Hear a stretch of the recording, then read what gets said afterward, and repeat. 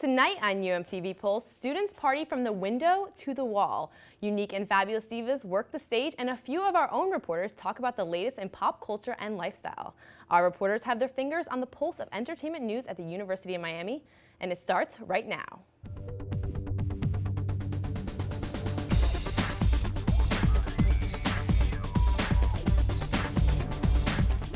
Good evening and welcome to Pulse. I'm your host, Kat Myers.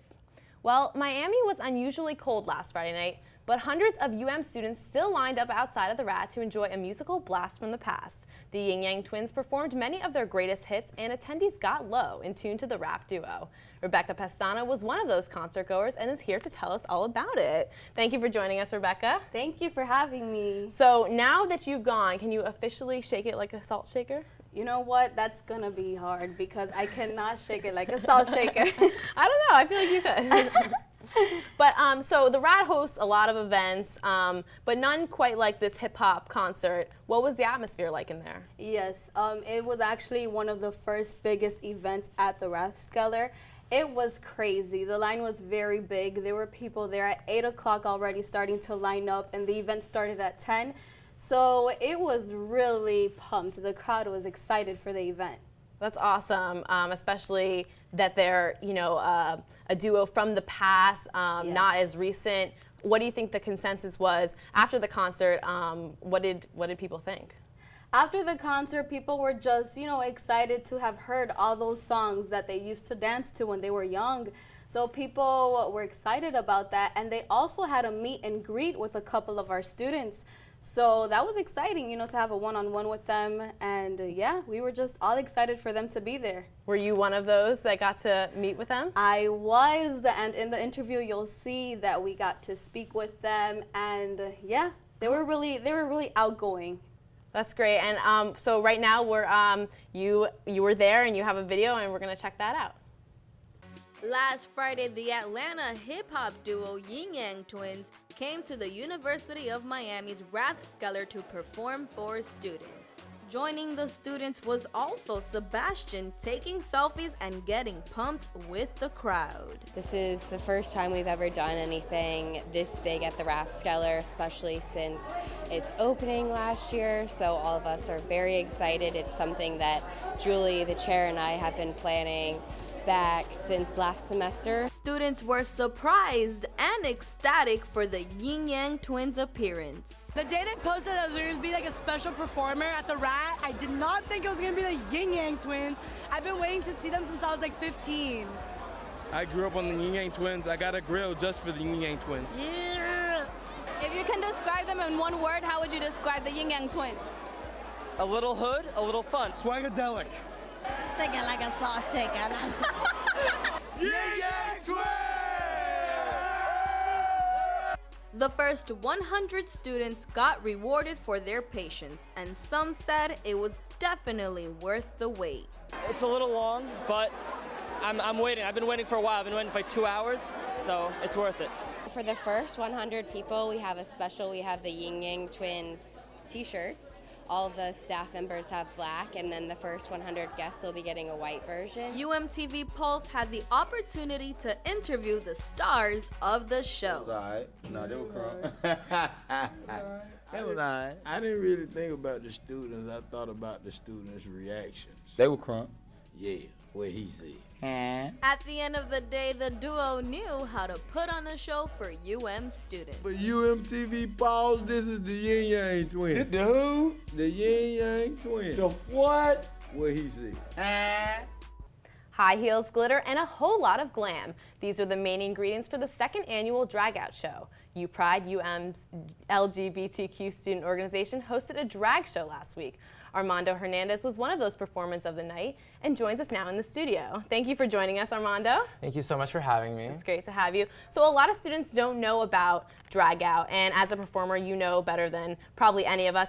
Can you tell us about the event?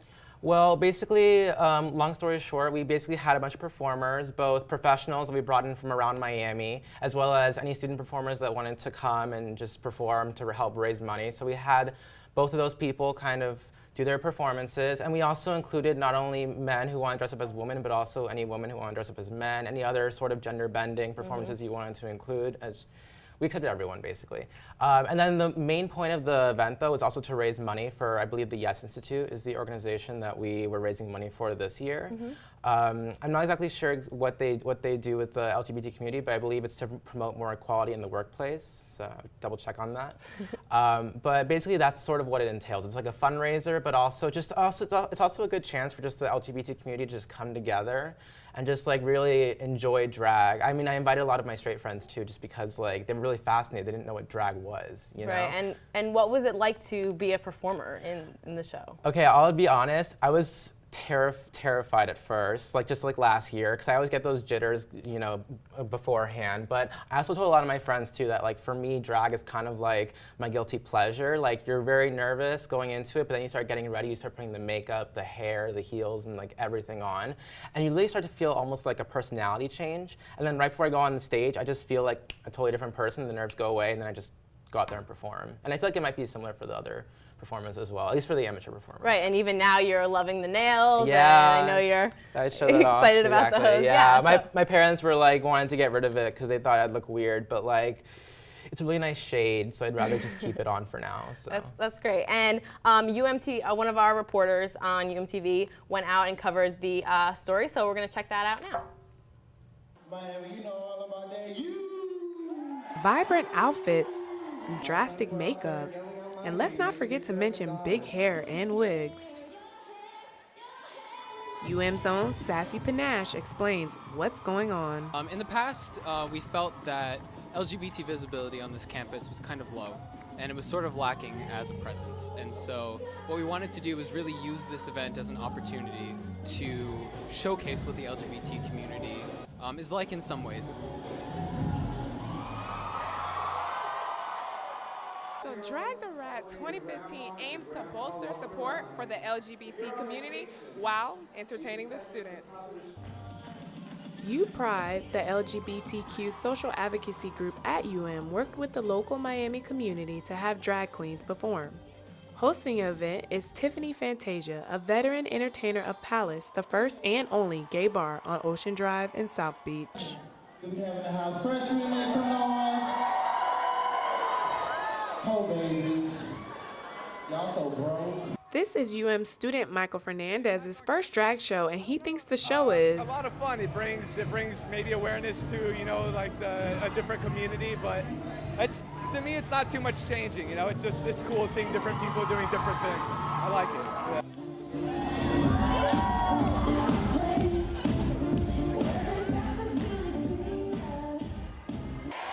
At the end of the event, Tiffany Fantasia tries to learn how Sebastian does the cane spell out. My lips are big, but I can't, no. I am Brittany Trent, reporting for UMTV. When we return, two of our reporters sit down with Tea Time with Tanisha. It's a segment you won't want to miss. So, I just moved in with this family, and it's embarrassing. The little one, he likes to go outside and crawl around in the giant litter box. I don't know what he's doing. I mean, I was born and I knew how to use the litter box. Look at that. That's disgusting. Oh, poop already. You're making me nervous. Oh, okay, I can't look at this anymore. I really hope he grows out of this, for his sake. Hello there. Would you like some tea? Well, how about some hot gossip? It's that time of the show again. Today in Tea Time with Tanisha, I'm joined by Raneem and Rebecca to discuss the latest in pop culture and celebrity lifestyle. Hello, ladies. Hello. So let's dive into this cup of tea today. So the biggest, in the box office has been 50 Shades of Grey. You guys know about it, right? Yeah, Of course, everybody knows about it. I mean, it's been trending like crazy, and it broke some amazing records, ending the 4-day weekend. It was the biggest Valentine's Day debut ever, along with President's Day. It ended the weekend with $94.4 million, which is over $30 million more than the previous record holder. That's insane. It is. Why do you think people are like going crazy about this movie? I think it's a trend. So it's more like, oh, I'm gonna go watch the movie and with my friends. So everyone's starting to do the same thing. And like the book, a lot of people are saying that the book is really good. So I think that's why a lot of people want to watch the movie because of that book.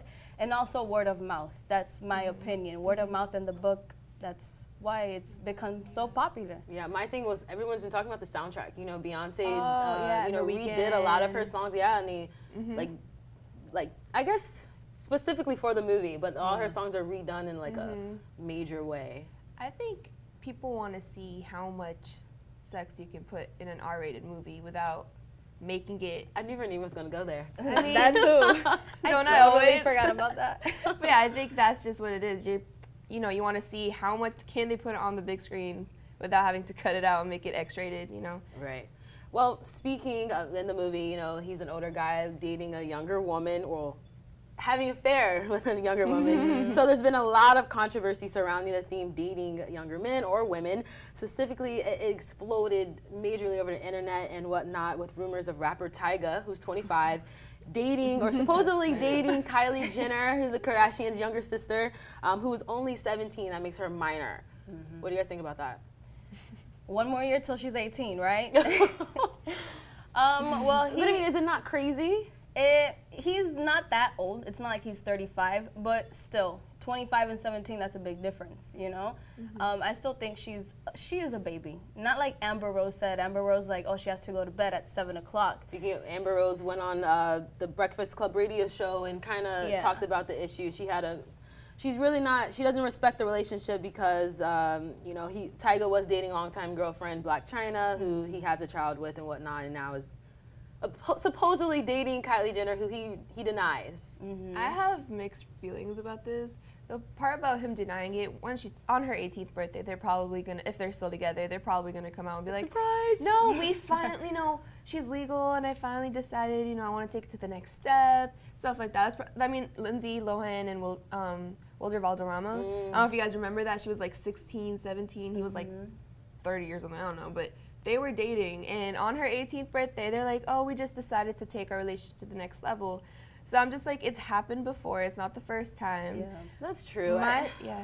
It's just the fact she's a minor. I don't know. Yeah. I have a little sister. I know if this happened, I would kind of feel some type of way about it. Yeah, definitely, because someone that's 25 years old and 17, they both have different mentalities and different levels of maturity, so it's a big deal. Well, going off of the internet, as that exploded, Iggy Azalea, the Australian rapper, she has been bullied on social media, and she's calling it quits. She's giving her social media, handing it over to her PR team. She is, in quote, she says, the internet is the ugliest reflection of mankind there is. She feels like it's making her an angry person. I mean, she's had numerous cases of feuds on Twitter, and she uses it to, defend herself in many ways. What do you guys think about that? I think as a celebrity, it's very hard to deal with the internet and the critics, because they have so many harsh things to say.